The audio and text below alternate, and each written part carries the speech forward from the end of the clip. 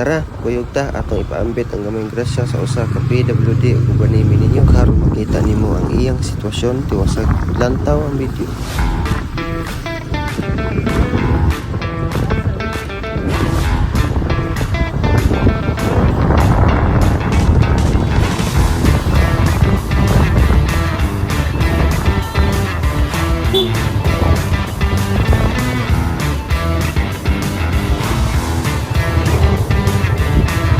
Pasulod na ta sa ilang iskina mga boss ang nahimutang kini sa Little Baguio Kanasuhan.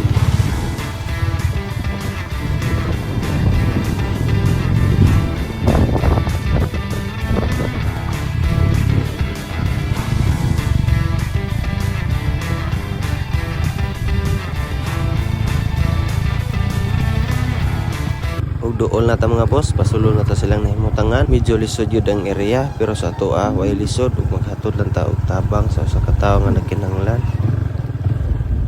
Kalisod.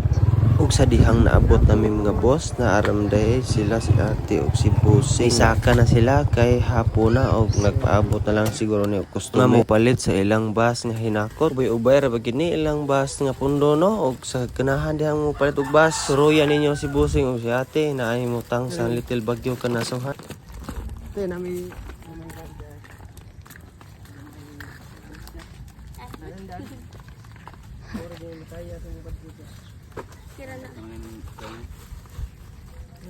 So ato na natunol mga boss no, atong nahatag na atong gamayng hinabang para sa ilaha o wag chika-chika sa mikadiyot dere. Before ta mga naog dito sa iyang kuhaanan og bus mga boss aron mapakita og unsaon niya pagkalot og bus. Asa man ka magkuan bus? Ada anay boss. Ay asa inyo ha? Oo, sa amo ang Balay? narito. Dito ra inyo ha niya. Are mo diri manguan. So mauna na ni mga boss na ato nang gilantaw, dili ko muambak ha kundi naglantaw lang ko og asa sa dapita manguha og bus no. Ug ipakita na ni Busing mga boss kung saon niya pagkalot sa bus. Dinhi ko ni bilib ni Busing mga boss bisan pa man sa iyang kahimtang nga naa siya pansanan nilaban gyapon siya og patas.